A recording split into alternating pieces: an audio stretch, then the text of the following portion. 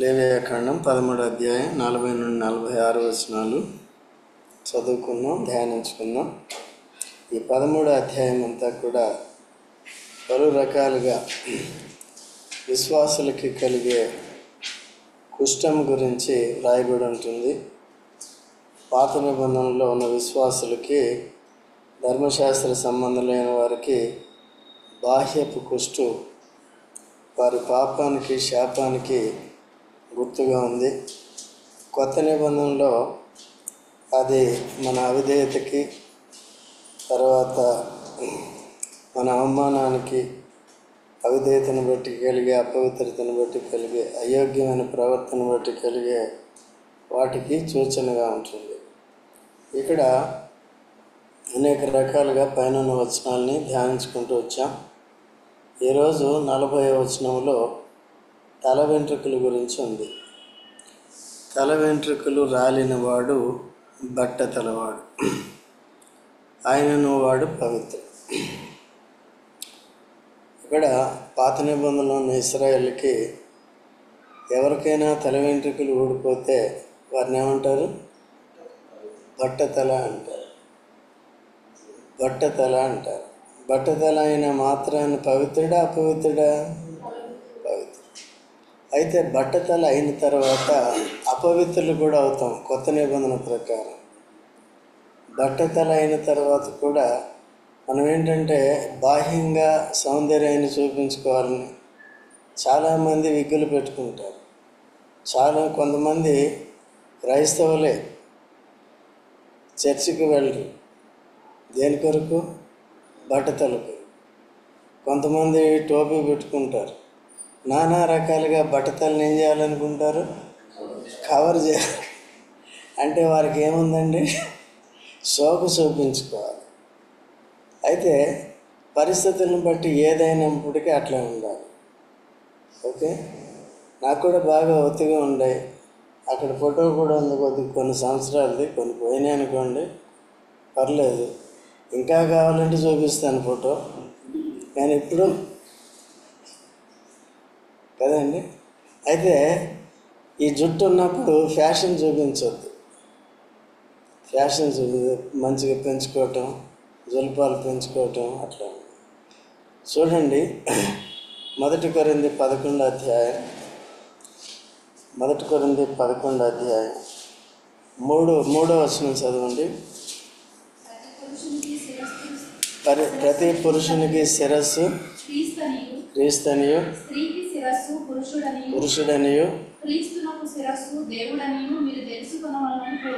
కోరుకున్నాం. ఇక్కడ ఏంటంటే శిరస్సు శిరస్సు శిరస్సు అని ఉంది. పురుషుడుకి శిరస్సు ఎవరు? క్రీస్తు. అంటే తన శిరస్సును బట్టి, తన జ్ఞానాన్ని బట్టి తీయచ్చు కదా. ఆ ఫోర్స్ తగ్గించమన్నాను కదా, స్లోగా తీసుకుంటాను. సౌండ్ రావాలని వస్తున్నాను. ఎన్నిసార్లు చెప్పిన ఏంటాను. కాబట్టి ఎంతవరకు వచ్చింది? ప్రభువుని కనపరచాలి. ప్రభు అధికారానికి అప్పచెప్పుకోవాలి పురుషుడు. స్త్రీ అంటే తన భార్య ఏం చేయాలి? క్రీస్తుకి లోబడి క్రీస్తుని కనపరిచి, క్రీస్తు ఆలోచన ప్రకారం నడుచుకునే, క్రీస్తు వాక్య ప్రకారం నడుచుకునే వ్యక్తి భార్య, తన భార్య కూడా వాక్యానుసారంగా తన భర్తకి ఏం చేయాలి? విధేయత చూపించాలి. స్త్రీకి శిరస్సు ఎవరు? పురుషుడు. అంటే క్రీస్తు నందున్న పురుషుడు. ఓకే, తర్వాత పురుషుడికి శిరస్సు ఎవరు? అట్లా. ఓకే, అదే తర్వాత ఇప్పుడు చదవమ్మా, 4వ వచనం చదువు. ఏ పురుషుడు తల మీద ముసుగు వేసుకొని ప్రార్థన చేయును లేక ప్రవచించును, ఆ పురుషుడు తన తలను అవమానపరచును. చూసారా? ఏ పురుషుడు కూడా ఏం చేయకూడదంటే ముసుగు వేసుకోకూడదు. ముసుగు వేసుకుని ప్రార్థన చేస్తే తలని ఏం చేస్తాడంటే, అంటే తలని అవమానపరచడం అంటే క్రీస్తుని. తన తల ఎవరు? నా తల ఎవరు? క్రీస్తుని అవమానపరచు. అందుకనే ముసుగు వేసుకోకూడదు. కొంతమందికి తెలియదు కాబట్టి గుండె చేయించుకొని టోపీ పెట్టుకుని వస్తారు. అందుకని ఇక్కడికి వచ్చిన తర్వాత టోపీ తీసే బాబు, గుండె చేయించుకున్న తప్పదు, గుండె చూపించు, దాని గురించి సిగ్గుపడవలసిన సిగ్గు ఉందంటే అర్థం ఏంటి? తలనే ఉన్నాను, అట్లా సిగ్గుపడకూడదు. ఓకేనా? సిగ్గు ఉందంటే శరీరతత్వం ఉంది కాబట్టి నీ శరీరాన్ని చూపించాలనుకుంటున్నావు కానీ క్రీస్తుని చూపించాలనుకోవట్లేదు. ఎటువంటి అవమానాన్నైనా భరించడానికి క్రీస్తు కొరకు శరీరాన్ని ఉపయోగించకుండా చూడాలి కదా. యోసేపును చూసాము, మరియమ్మను చూసాము, యేసుప్రభు తల్లి మరియను చూసాము. వారు ఎంత అవమానాన్ని భరించారండి క్రీస్తుని ఈ లోకంలోనికి తీసుకురావడానికి. సో మనం ఏం చేస్తామంటే కొద్దిగా 4 ఎంటుకలు తగ్గిపోతే సమస్య కప్పుకోవడానికి చూస్తాం. 4 ఎంటుకలు తెల్లబడితే ఏం చేయాలి? ఏడన్నా రంగు వేసుకునే వాళ్ళు ఎవరైనా ఉన్నారు? మరి బట్టతలు ఎంటుకలు పని ఏం చేస్తారు? చేయి చూద్దాం. ఉన్న 3 ఎంటుకలు వేయాలా కదా. నెరిసిన వెంట్రుకలు ఏంటంటే ఘనత అంటారు, సామెతల్లో ఉంటుంది కదా. నెరిసిన వెంట్రుకలు గలవాని వద్దకు వెళ్ళము, ఆయన దగ్గర జ్ఞానము దొరుకునా అని ఉంటుంది అన్నమాట. అంటే నెరిసిన వెంట్రులు అనుభవజ్ఞులకి గుర్తుగా ఉంటుంది ఆత్మీయ విషయాల్లో. అందుకనే కాబట్టి పాత నిబంధనలో కూడా కొత్త నిబంధనలో మనం చేసే తప్పులు పాత నిబంధనలో కూడా చేస్తారు. అవన్నీ కూడా దేవుడికి తరతరాలకి మరుగైంది ఏది లేదు కాబట్టి మన ఆత్మీయ జీవితాన్ని మెరుగు చేయటానికి వీటన్నిటినీ కూడా బయటపెట్టారు. ఇప్పుడు మనం క్రీస్తుని రక్షకుడిగా కలిగి క్రీస్తుని ధరించుకొని క్రీస్తు సౌందర్యం మనం కలిగి ఉండాలి కానీ మన సౌందర్యాన్ని, దేహ సౌందర్యాన్ని చూపించకూడదు. ఈ శరీరంలో కొన్ని అవయవ లోపాలు ఉన్నప్పటికీ, వెంట్రుకలు ఊడిపోయినప్పటికీ, తెల్లగా అయినప్పటికీ కూడా ఏం చేయాలంటే దాన్ని అవమానంగా భావించు. దాన్ని అందుకనే పాజిటివ్ థింకింగ్ అంటారు కదా. నీకు కూడా తెల్లబడ్డాయి కదా, రంగు వేస్తావా? కొద్దిగా పెద్ద వేస్తావా? పెళ్లి చూపులకి వేస్తాడు చూడు.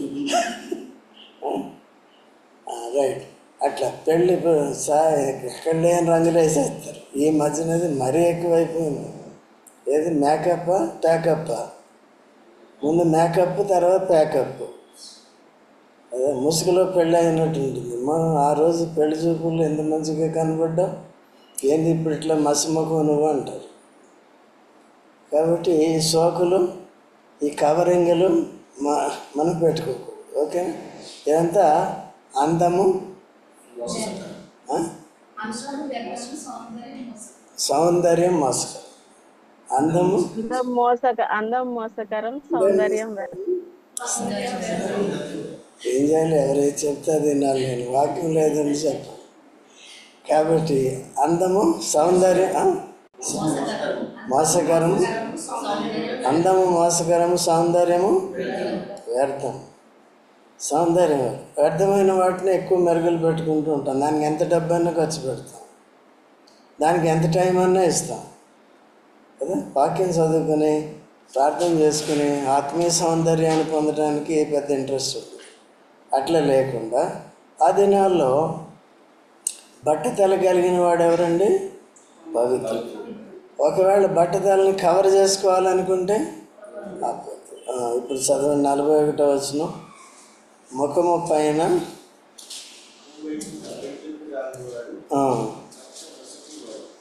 బట్ట నొసటి వాడు పవిత్రుడు. కొన్నిసార్లు ఏమవుతాయంటే ఇక్కడ ఈ వెంట్రుకలు కూడా ముఖానికి చాలా అందం ఇస్తాయి కదా. ఒకటి ఏంటంటే కంటికి సేఫ్టీగా పెట్టాడు దేవుడు. రెండోది బోడీ, వీటిని ఏమంటారు? వీటిని కనుబొమ్మ, నొసటి. దీన్ని ఇది బోర్డుగా ఉన్న బాగోదు. ఓకే, ఒకటి ఎయిర్ జారిపడకుండా ఇక్కడ కొద్దిగా ఆపుతాయి. రెండోది ఇది కూడా ముఖానికి సౌందర్యం అనేది ఇస్తుంది. ఒకవేళ దేవుని యందు భయభక్తులు కలిగి ఉన్నాం, ఈ నొసటి వెంట్రుకలు ఊడిపోయినాయి అనుకోండి, ఏం చేయాలి ఇప్పుడు? అర్థమైందండి? కాబట్టి కొంతమంది ఏదేదో చేస్తూ ఉంటారు. సో ఇప్పుడు ఏంటంటే సరే ఉన్నదాన్ని బట్టే మనం ఆనందించాలి. ఒకవేళ ఏదైనా మధ్యలో ఊడిపోయినా ఏమన్నా అయినా ఏం బాధపడవలసిన అలాగే ఉంది. అయితే కొద్దిగా అవమానపరిచినప్పుడు దాన్ని ఏం చేయాలి? తట్టుకో. వాక్యాన్ని బట్టి, ప్రభువుని బట్టి దాన్ని భరించాలి. ఉదాహరణకు ఎలీషా ఉన్నాడు కదా, 2 రాజులు 5వ అధ్యాయంలో 6వ అధ్యాయంలో ఉంటాడు. 2వ అధ్యాయం నుంచి ఉంటాడు, తినవసరం లేదు. అయితే మీరు తర్వాత చూసుకోవచ్చు. 3 అధ్యాయంలోనే ఆయన ఏం చేస్తాడంటే ఏలియా పైకి ఎత్తబడిన తర్వాత తాను ఏలియా యొక్క బాధ్యతలన్నీ తనకి దేవుడిస్తాడు. పరిశుద్ధాత్మను కూడా 2 అంతలుగా ఆయనకి ఇస్తాడు, ఆత్మశక్తిని. తర్వాత మొట్టమొదటిగా యోర్దాను దాటి వెళ్ళినప్పుడు 42 మంది పిల్లకాయలు అని రాసింది. ఆ పిల్లకాయలు ఏం చేస్తారు? బోడివాడ అని ఏళం చేశారు. ఎవరినండి? ఇప్పుడు ఎలీషా బోడివాడైనందుకు కప్పుకున్నాడు. ఆయన ఎంటుకలు గుచ్చుకున్నాడా? టోపీ పెట్టుకున్నాడా? ఏం చేస్తున్నాడండి? బోడిదలతో తిరుగుతుంటే బోడివాడ అని పిల్లలు ఎగతాళి చేస్తే 42 మంది ఆడి ఎలుగుబంటులు 2 వచ్చి ఏం చేసిన వాళ్ళని ఎంత నష్టం వచ్చిందండి. కాబట్టి అందుకనే దేవుడు మనకి శరీరానికి ఎంతవరకు పెడితే అంతే మనకి, ఓకే? దాన్ని బట్టి అవమానము. సో నేటి క్రైస్తవుల్లో స్త్రీలే కానీ పురుషులే కానీ ఎంతమంది కప్పుకోట్లు చెప్పండి కదా. అట్లా సరే, పర్లేదు, పెద్ద పాపం ఏం కాదుగా. దాన్ని బట్టి అతిశయించకూడదు అన్నమాట. కొంతమంది మోసపోతారు, రంగు వేసుకుంటారు, వయసు ఏమో 75 అంటారు, చూస్తే 60లా కనపడతారు. దేన్ని బట్టి? రంగు కదా. ఇప్పుడు అయిగా అన్నీ తెలుపు లేదా ఒరిజినల్నా వేస్తావు రంగు, అది మంచిది. అని చూడు, ఫుల్ వైట్, ఫుల్ బ్లాక్. మా శ్రీనాన్న కూడా వేస్తారు కదా. ఏంటో పర్వాలేదు. దేని కొరకు వేస్తున్నారు? ఏ అవమానం వస్తుంది మీకు అని మిమ్మల్ని డైరెక్ట్గా గద్దించట్లేదు, మామూలుగా చెప్తున్నాను. దాన్ని ఆలోచిస్తే దానివల్ల వచ్చేదేంటి? అనవసరం టైం తీసుకోవాలి, రంగులు వేసుకోవాలి, ముక్కు కంటుకుంటుంది, మూతి కంటుకుంటుంది, మళ్ళీ పెరిగితే మళ్ళీ మొదలు కనబడతాయి. ఇవన్నీ ఎందుకంటే లేని పని గొడవలు కదా. సో ఊడిపోయిన వాటిని పట్టుకోగలమా మనం? వయసు పెరిగే కొద్ది బ్లాక్ అవటమే, వైట్ అవటమే కాదు, కానీ ఇంకేమవుతాయి? ఊడిపోతాయి. ఇవి వయసు పెరిగే కొద్ది చిన్న వయసులో ఊడితే మళ్ళీ వస్తాయి, అయితే ఈ వయసులో ఊడితే మళ్ళీ రాదు. ఓకే, గుర్తుపెట్టుకోండి. అందుకనే బైబిల్ ఏం చెప్తుందంటే నూనె పెట్టుకోవాలి. ముఖానికి తలకి ఏం పెట్టుకోవచ్చు? నూనె పెట్టుకోవచ్చు. ఓకే, నూనె పెట్టుకుంటే ఏమవుతుంది? కొద్దిగా అవుతుంది. ఇప్పుడు అబ్షాలోము ఉన్నాడు. అబ్షాలోము చనిపోయింది దేనికి బట్టి చెప్పండి చూద్దాం. తల వెంట్రుకలు కరెక్టేనా? జుంపాలు పెంచుకున్నాడు, దాని మీద కంచెర గాడిద మీద ఎక్కాడు. అది గాడిద గుర్రం కాదు, గాడిద కాదు, కంచెర గాడిద మధ్య తీసుకెళ్ళి ఎక్కడ ఇరికించిందండి? చెట్టు కొమ్మలో ఇరికించి ఆ జుట్టు తగులుకుని అక్కడే చచ్చిపోయాడు. ఏలాడుతున్నాడు. యోవాబు వెళ్ళి ఏం చేశాడు? తాగి చెప్పాడు యోవాబుతో, అయినా బాబుని ఏం చేయకు, నిన్ను చంపేవాళ్ళు, మమ్మల్ని చంపేవాళ్ళని నువ్వు ప్రేమిస్తావు, కానీ నీకు విరోధుల్ని చేయకూడదు, వాళ్ళ గురించి ఏడుస్తూ ఉంటావు, ప్రేమిస్తూ ఉంటావు అని తిడతాడు. ఇంకా యోవాబు తర్వాత చూసుకోండి. కాబట్టి సో ఈ విధంగా ఇక్కడ ఏంటంటే బాహ్య సౌందర్యం కూడా కొత్త నిబంధనలో మనకి ఆంతర్య స్వభావం ఇంపార్టెంటు, క్రీస్తు రూపం మనకి ఇంపార్టెంటు, క్రీస్తుని ఎలా ఘనపరుస్తున్నాం అనేది చాలా ప్రాముఖ్యము. క్రీస్తు కొరకు ఒకవేళ మనల్ని ఎవరైనా అవమానపరిచారు కదా, నీ జుట్టు తెల్లగా అయిపోయింది, నువ్వు బట్టతలవుడు, ఎలీషా బట్ట తలవడం అంటే వాళ్ళు హేళన చేస్తే ఏమైంది? వాళ్ళు ఎవరో పోవాలి, చనిపోవాలి, తెలియకంటారు, వదిలేసుకోవాలి. దీన్ని బట్టి మంచిగా ఫ్రీగా ఉంటుంది. ఫ్యాన్ కిందకి వచ్చింది, గాలి డైరెక్ట్గా తగ్గుతుంది. ఓకేనా? అది ఓకే. తర్వాత చూడండి ఇప్పుడు 42 అమ్మ. అయినను బట్టతల యందే గాని బట్ట నొసటి యందే గాని ఎర్రగా నుండు తెల్లని పొడ పుట్టిన ఎడల అది వాని బట్టతల యందైనను బట్ట నొసటి యందైనను పుట్టిన కుష్టము. చూసారండి? అయినను బట్ట తల ఎందే కానీ బట్ట నొసటి ఎందే కానీ ఎర్రగా నుండి తెల్లని పొడ పుట్టిన అది కుష్టం కదా. కొన్నిసార్లు ఏంటంటే బట్టతల ఉన్నప్పటికీ కూడా కుష్టం అనేది, కుష్ఠపొడ అనేది రావచ్చు. వెంట్రుకలు లేని చోట కూడా వస్తుంది. కొన్నిసార్లు ఏంటంటే ఆ కుష్టం వచ్చినప్పుడే ఆ వెంట్రుకలు కూడా ఊడిపోయే అవకాశాలు ఉంటాయి. ఓకే అండి. సో అందుకని ఏంటంటే మన శరీరాన్ని బట్టి మనం అతిశయించకూడదు. దేన్ని బట్టి అతిశయించాలి? అపోస్తలుడు పౌలు దేన్ని బట్టి అతిశయించాడు కదా? చూడండి 2 కొరింథీ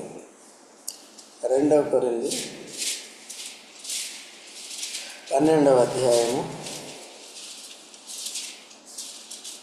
9వ వచనం చదువు. అందుకు నా కృప నీకు చాలును, బలహీనత యందు నా శక్తి పరిపూర్ణమగుచున్నదని ఆయన నాతో చెప్పాను. కాగా క్రీస్తు శక్తి నా మీద నిలుచుండు నిమిత్తము విశేషముగా నా బలహీనతల యందే బహు సంతోషముగా అతిశయపడుదు. నా బలహీనతల యందే బహు సంతోషముగా అతిశయపడుదు. అందుకనే నేను అతిశయించేవాడు ప్రభువుని బట్టి అతిశయించాలని రాశాను కదా. అసలు మనం దేన్ని బట్టి అతిశయిస్తాం కదా? మన దేహ దారుఢ్యాన్ని బట్టి, దేహంలో ఉన్న కదా అన్నిటిని బట్టి చేస్తాం. అట్లా అతిశయించినప్పుడు అదే కుష్టం. మన శరీరంలో కలిగి ఉన్న దాన్ని బట్టి కష్టం. అది ఇతరుల్ని మనిషిని ఆకర్షించటానికి, పాపం చేయటానికే పనికొస్తాయి తప్ప అట్లాగా కుష్ఠ రోగంలో పడిన వారు చాలామంది ఉంటారు. దేన్ని చూపించి? తల వెంట్రుకలు బాగున్నాయండి, ముక్కు బాగుందండి, చెవులు బాగున్నాయండి, మూతి బాగుందండి, అంతా బాగుందని దేంట్లో పడతారు? అట్రాక్షన్లో పడతారు. ఓకే. కొంతమంది చూపించి నా బలం తెలుసా, నా శక్తి తెలుసా అంటారు. సో దీన్ని బట్టి అతిశయించేవాడు దేన్ని బట్టి? ఒకవేళ నాకు ఏదైనా బలహీనత ఉంది దాన్ని బట్టి నేను అతిశయించాలి తప్ప దేన్ని బట్టి అతిశయించకూడదు. ఓకే. కాబట్టి దేవా నీకు స్తోత్రం, నన్ను ఇలా ఉంచావు, నీకు స్తోత్రం అని చెప్పారు. ప్రాణం ముఖ్యం కదా. వింటున్నావా? తర్వాత చదవండి. యాజకుడు వానిని చూడవలెను. కుష్ఠము దేహ చర్మమందు కనబడునట్లు ఆ పొడ వాపు చూపునకు వాని బట్టతల ఎందైనను వాని బట్ట నొసటి ఎందైనను ఎర్రగా నుండి తెల్లని పొడయైన ఎడల వాడు కుష్ఠరోగి. తర్వాత వాడు అపవిత్రుడు. యాజకుడు వాడు బొత్తిగా అపవిత్రుడని నిర్ణయింపవలెను. వాని కుష్ఠము వాని తలలో ఉన్నది. వాని కుష్ఠం ఎక్కడ ఉందంటండి? తలలో ఉంది. సో అందుకనే కొత్త నిబంధనలో 10 మంది రోగులు ఎవరి దగ్గరికి వచ్చారు? యేసు ప్రభు. ఇంకోటి చూడండి, ఆమోసు 5:10 కూడా ఉంటుంది. 5:10 ఈ కుష్ఠం ఎలా ఉంటుందో చూద్దాం, బట్టతల ఎలా ఉంటుందో. ఆమోసు 5:10. అయితే గుమ్మములో నిలిచి బుద్ధి చెప్పు వారి మీద జనులు పగబట్టుదురు. గుమ్మంలో నిలిచి బుద్ధి చెప్పు వాని మీద ఏం చేస్తారంట? పగబడతారు. అది కుష్టం. బుద్ధి చెప్తుంటే అలా చెప్తావు, ఇలా చెప్తావు, రంగేసుకోవద్దు అంటావా, లేకపోతే అది మంచిగా హెయిర్ స్టైల్ మంచిగా పెట్టుకోవద్దు అంటావా అని బుద్ధి చెప్పేవాడిని ఏం చేస్తారంట? పగబడతారు. ఇంకా యథార్థంగా మాట్లాడు వారిని అసహించుకుంటారు. అలా చేసేవాళ్ళు ఎట్లా భక్తిహీనులు అవుతారు చెప్పండి? అది కుష్టమా? ఆత్మీయ కుష్టం అంటే ఇదన్నమాట. స్వభావంలో తెలిసిపోతుంది అన్నమాట. అది చేయకూడదంటే ఏం చేయకూడదు? మన దగ్గర కొంతమంది వస్తూ ఉంటారు, చెప్పిన వెంటనే బాబు టోపీ తీసేయంటే తీసేస్తాం. మొన్న పిల్లడు తీసేసాడు కదా అంటే సరే విధేయుడు. అది గుండెని చూపించాడు, గుండె అయినా పర్లేదు ఇది తీసేసాడు. ఇక కొంతమంది ఉంటే వాళ్ళు తీయరు. అర్థమవుతుందండి? అంటే కరెక్షన్ ఇష్టం లేదు, వాక్యం ఇలా చెప్తుంది అలా చేయకూడదు అన్నప్పుడు మార్చుకోవటానికి ఇష్టపడరు. అదే కుష్టి. ఆ కుష్టి ఎక్కడుంది? తలకెక్కిపోయింది. తలకెక్కిపోతే దాన్ని ఎవరూ ఆపలేరు. గర్వం వచ్చేస్తుంది, అతిశయం వస్తుంది. ఓకే, అంతకుముందు నుంచి చూసుకుంటున్నాము. ఎవరిని? నయమాన్ దగ్గర నుంచి కూడా చూస్తాం. ఏమొచ్చేసింది ఆయనకి? గర్వం వచ్చేసింది. ఏదో హాస్పిటల్కి వచ్చినట్టు వచ్చాడు, పైసలు తీసుకుని పైసలు ఇస్తాను నువ్వు నాకు ట్రీట్మెంట్ ఇవ్వు అన్నట్టుగా వచ్చాడు కదా. సో కాబట్టి పాపాన్ని తీయటం డబ్బులతో అవ్వదు, కుష్టుని తీయటం డబ్బులతో అవ్వదు. వింటున్నావా? ఏం చెప్పాను? పాత నిబంధనలో కుష్టు అయిందా? అవ్వదు. పాపాన్ని తీయటం పైసలు ఏ హాస్పిటల్కి వెళ్ళినా కాదు, ఎవరి దగ్గరికి రావాలి? అంతే. కాబట్టి వచ్చిన తర్వాత మళ్ళీ మనకి ఏం చేయాలి? మనం శరీరాన్ని బట్టి, మన ఇహ సంబంధమైన ఈలోక సంబంధమైన జీవితాన్ని బట్టి, స్థాయిని బట్టి, దీన్ని బట్టి, దాన్ని బట్టి, అందాన్ని బట్టి, దీన్ని బట్టి మనం అతిశయించకూడదు. దేన్ని బట్టి అతిశయించాలి? సో ఒకవేళ వాడికి ఉన్నట్టు మనకు లేదనుకో, ప్రభు వాళ్ళకి ఇచ్చే మంచిది నాకు ఇవ్వలేదు, నేను కొందనాల నుంచి అసలు దాని వైపే మనకు పోనవసరం లేదు. అర్థమవుతుందండి? ఇదంతా సైకిల్ జరుగుతుంది. అంత పవిత్ర జీవితం అంటే ఒకటే. ఏదో పెళ్ళి అయిపోయింది అంతే, ఇక మళ్ళీ ఇటాడు చుట్టానికి లేదు. తర్వాత పెళ్ళి అయ్యే వరకు ఆగాలి, పెళ్ళి కాని వరకు ఇటాడు చూడటానికి లేదు. ఇదంతా ఏమవుతుందండి? కుష్టి పడితే ఏమవుతుంది? దేవునికి దూరం అవుతాం, దేవుని ప్రజలకు దూరం అవుతాం, దేవుని సేవకు దూరం అయిపోతాం. ఆమోస్ అయిపోయిందమ్మా 5:10.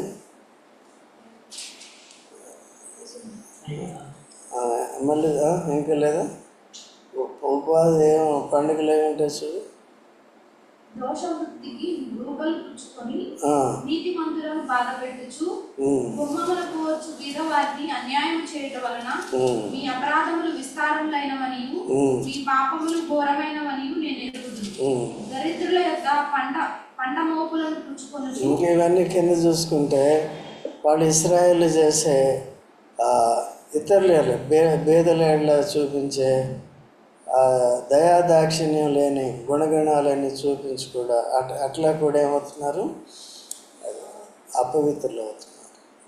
సో ఇటు అపవిత్రతకి కుష్ఠరోగానికి తేడా ఏమీ లేదు, దూరంగా పెడుతుంది. దేవుని సన్నిధిని దూరంగా పెట్టింది. ఆ దినాల్లో యాజకుడు చూసిన తర్వాత ఇది కుష్టి అన్నప్పుడు ఏం చేయాలి? ఈ మస్ట్ గెట్ అవుట్. దేవుని సన్నిధికి వచ్చి బలులు అర్పించడానికి లేదు, దేవుని ప్రజలతో సహవాసం లేదు, దూరంగా ఉండవలసింది, అవమానాన్ని భరించవలసిందే. ఇప్పుడు క్రీస్తు యేసులో అవమానం అంతా తాను భరించి, పాపపు రోగమంతా యేసు ప్రభు భరించి మనల్ని విడిపించిన తర్వాత మళ్ళీ కళ్ళు నెత్తికెక్కకూడదు, మళ్ళీ మనలో శరీర తత్వం పనిచేయకూడదు, అహంభావం ఉండకూడదు, అహంకారం ఉండకూడదు. వాక్యాన్ని నేర్చుకుని దీన మనసు కలిగి ఉండాలి. చెప్పేవారిని ద్వేషించకూడదు. ఒకవేళ చెప్పేవారు కూడా దురుద్దేశం చేసి చెప్పారంటే ఆ కుష్ఠరోగం వాళ్ళకి వస్తుంది. చెప్పేవాళ్ళు ఏం చేయాలి? చేసేవాళ్ళు. ఇప్పుడు నేను తలకు రంగు వేసుకోవద్దని చెప్పాను అనుకో, ఎట్లా ఉంటుంది? అది వేషధారణ. ఓకే, అట్లా లేకుండా ఉండాలి. సో వాక్యంలో ఉంది కాబట్టి నేను పాటించాలి, వాక్యంలో ఉంది కాబట్టి చెప్పేవారు విన్నవారు అందరూ కూడా ఏం చేయాలి? పాటించాలి. ఓకేనా? గడ్డం పెంచొద్దంటే ఏం చేయాలి? తీసేయాలి. ఈ రోజులు ఈ స్టైల్ మొదలు పెట్టారు కంటే టైం ఉండదు. టైం కాదు, ఫ్యాషన్ అనుకుంటున్నాను. ఫ్యాషన్ కాదు, టైం అన్నా అదే. అయితే యాక్చువల్గా దిస్ ఇస్ నాట్ యాక్సెప్టబుల్ కొత్త నిబంధనలు. ఓకే, స్త్రీ ఏం చేయకూడదంటే ముసుగేసుకోవాలి. ముసుగేసుకుంటే దాని అర్థం ఏంటి? క్రీస్తుగా తన భర్త నా భర్తకి నేను లోబడుతున్నాను, నా భర్త క్రీస్తుకి లోబడుతున్నాడు, ఇద్దరం కలిసి క్రీస్తు కింద ఉన్నాము, క్రీస్తుని ఘనపరుస్తున్నాము. కాబట్టి కొంతమంది ఈ స్త్రీలు ఏం చేస్తారంటే, ఇప్పుడు కొన్ని సంఘాల్లో కొన్ని డెనామినేషన్స్లో ముసుగు వేసుకోరు. వాళ్ళు మంచిగా ఏవేవో పువ్వులు పెట్టుకుంటారు, ఏవో కొత్త కొత్త జడలు వేసుకుంటారు, ఇక్కడ పెద్ద పెద్ద ఏవో పెట్టుకుంటారు. ఇప్పుడు మీరు కవర్ చేసేటప్పటికి ఏమవుతుంది? మీ సౌందర్యం, మీ అలంకారం, ఆభరణ అలంకారం ఏమవుతుంది? ముసుగు కప్పుకోవాలన్నమాట కదా. దేవుని సన్నిధిలో మన ముఖ సౌందర్యాన్ని కప్పుకోవాలి, ఆత్మ సౌందర్యాన్ని చూపించాలి. పురుషులు కూడా అంతే, అర్థమైందండి? నువ్వు కప్పుకోవద్దంటే ఏం చేయాలి? ఏం చూపించాలి? యేసుప్రభు గడ్డం చూపించాలా? ఇదేం చూపించాలి? ఇదే నేర్చుకుని ఏం చేయాలి? ఇతరులకి మాదిరికరంగా ఉండాలి. ఓకేనా? సరే, తర్వాత ఇటు రండి, మళ్ళీ వెనక్కి రండి. ఇప్పుడు 46వ వచనం చదవమ్మా. కలిగిన దినములన్నీ వాడు అపవిత్రుడై ఉండును. వాడు అపవిత్రుడు కనుక ప్రత్యేకముగానే నివసింపవలెను. వాడి నివాసము పాళెమునకు వెలుపల ఉన్నది. నివాసం కూడా ఏమవుతుందండి? మార్పు. పాళెము వెలుపలికి అమ్మా పర్లేదండి. 40 చదువు మరి చూద్దాం ఏముంది దాంట్లో. ఆ పొడగల కుష్ఠరోగి వస్త్రములను చింపివేయవలెను. వాడు తల విరియబోసి కొనవలెను. వాడు తన పైపెదవిని కప్పుకొని అపవిత్రుడను అపవిత్రుడను అని బిగ్గరగా పలుకు. తనంతటి తానేం చేయాలంటే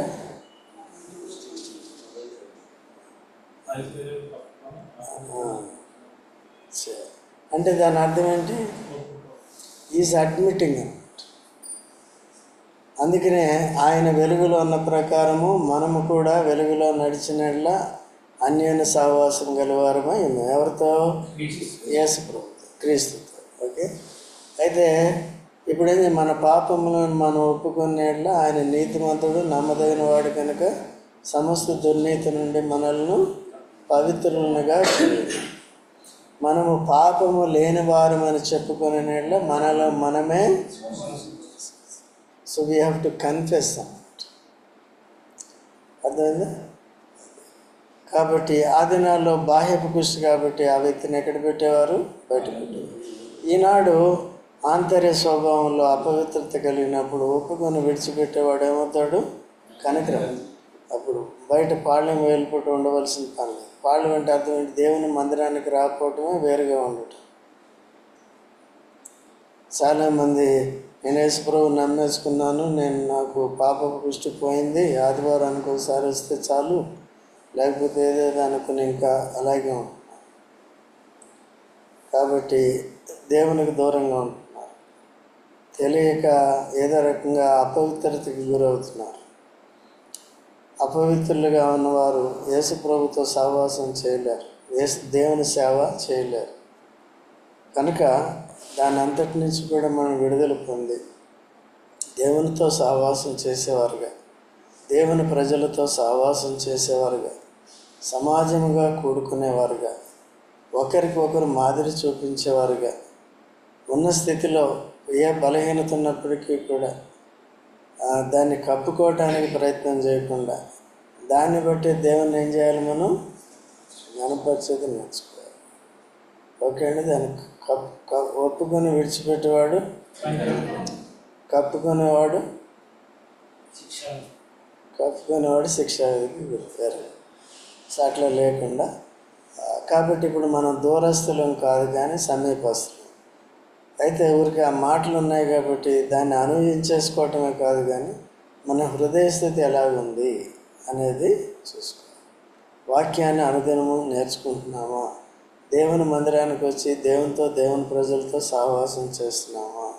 చేసే ప్రార్థనలు యథార్థంగా ఉంటున్నాయా? నిజముగా మొరపెడుతున్నామా? దేవుని వాక్యాన్ని అనుసరించాలనే ఉద్దేశంతో నేర్చుకుంటున్నామా? పెడచెవిన పెడుతున్నామా? అటెండెన్స్ కొరకు వస్తున్నామా? ఇవన్నీ చేస్తే పరోక్షంగా నిన్ను నీవు బయట పెట్టుకున్నట్టే, నన్ను నేను బయట పెట్టుకున్నట్టే. అట్లా లేకుండా జాగ్రత్తగా ఉండాలి. ప్రార్థన చేసుకుందాం.